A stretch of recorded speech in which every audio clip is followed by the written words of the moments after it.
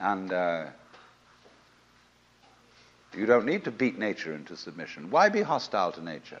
Because after all, you are a symptom of nature.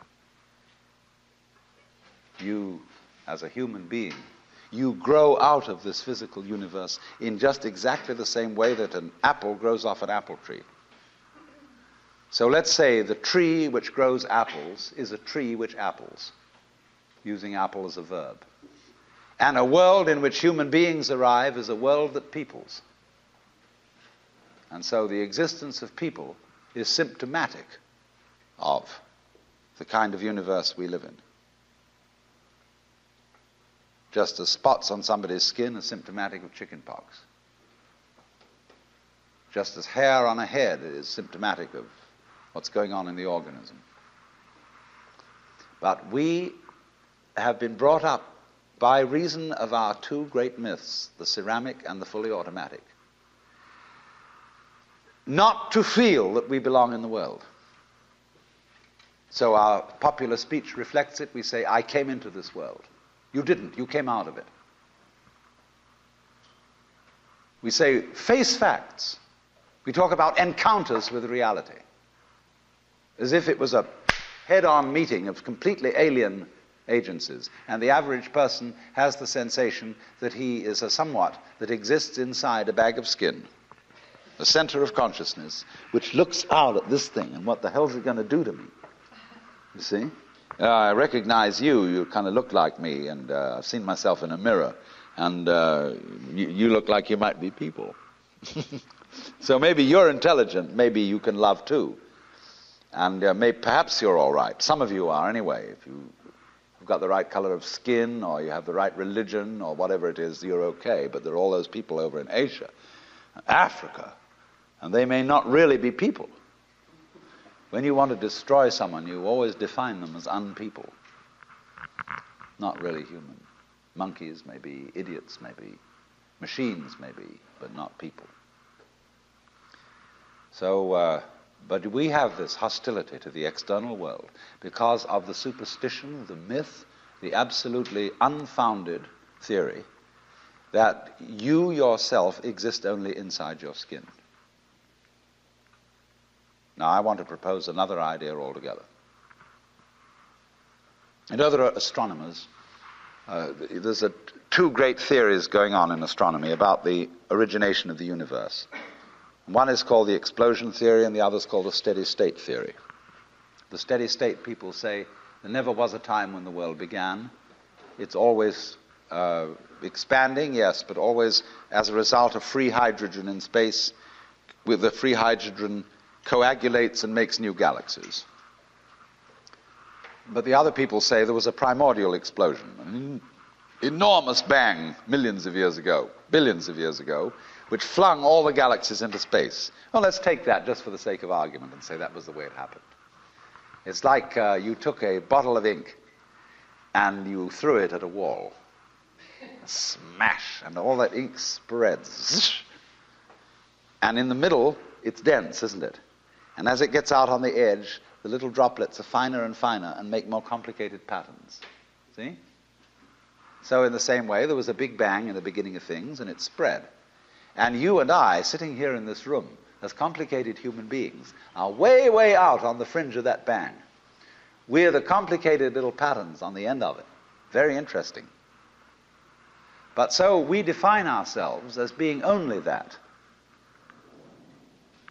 If you think that you are only inside your skin, you define yourself as one very complicated little curlicue, way out on the edge of that explosion, way out in space and way out in time. Billions of years ago, you were a big bang. But now you're a complicated human being.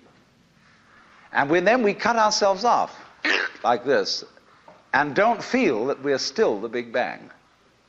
But you are. Depends how you define yourself. You are actually, if this is the way things started, if there was a Big Bang in the beginning, you're not something that is a result of the Big Bang. You're not something that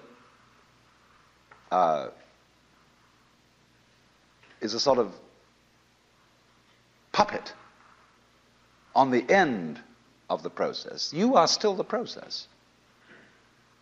You are the Big Bang, the original force of the universe, coming on as whoever you are. See, when I meet you, I see not just what you define yourself as, Mr. So-and-so, Miss So-and-so, Mrs. So-and-so. I see every one of you as the primordial energy of the universe coming on at me in this particular way. I know I'm that too. But we've learned to define ourselves as separate from it. And so what I would call a kind of a basic problem we've got to go through first is to understand that there are no such things as things. That is to say, separate things or separate events. That is only a way of talking. And if you can understand this, you're going to have no further problems. I once asked a group of high school children, what do you mean by a thing? And first of all, they gave me all sorts of synonyms. They said it's an object, which is simply another word for a thing. It doesn't tell you anything about what you mean by a thing. And finally, a very smart girl from Italy who was in the group said a thing is a noun. And she was quite right. A noun isn't a part of nature, it's a part of speech. There are no nouns in the physical world. There are no separate things in the physical world either. See, the physical world is wiggly. It's something like this.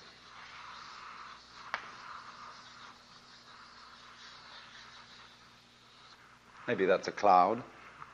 But clouds, mountains, trees, people are all wiggly. And only when human beings get working at things, they build buildings in straight lines and try and make out that the world isn't really wiggly. But here are we sitting in this room all built on straight lines, but each one of us is as wiggly as all get out. Now then, when you want to get control of something that wiggles, it's pretty difficult, isn't it? You try and pick up a fish in your hands, and the fish is wiggly and it slips out. What do you do to get hold of a fish? You use a net. And so the net is the basic thing we have for getting hold of the wiggly world. And so if you want to get hold of this wiggle, you've got to put a net over it.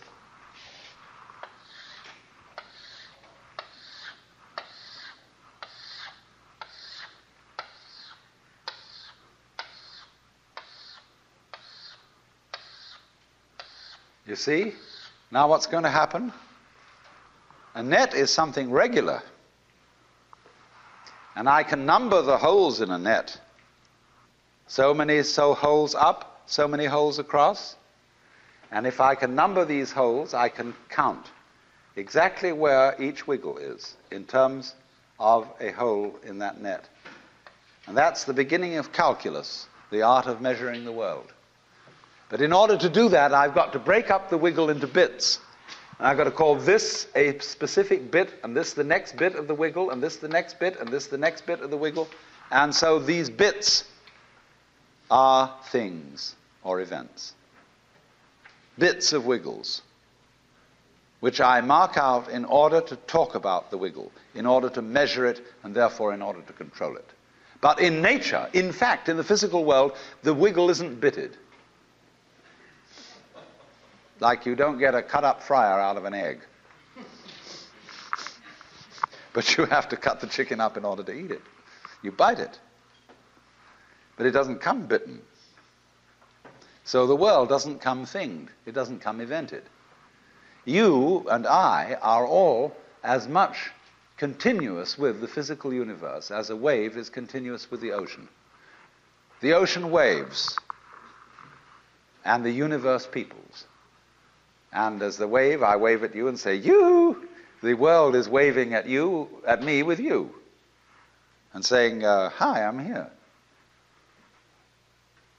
But our consciousness, the way we feel and sense our existence, being based on a myth that we are made, that we are parts, that we are things, our consciousness has been influenced so that each one of us does not feel that.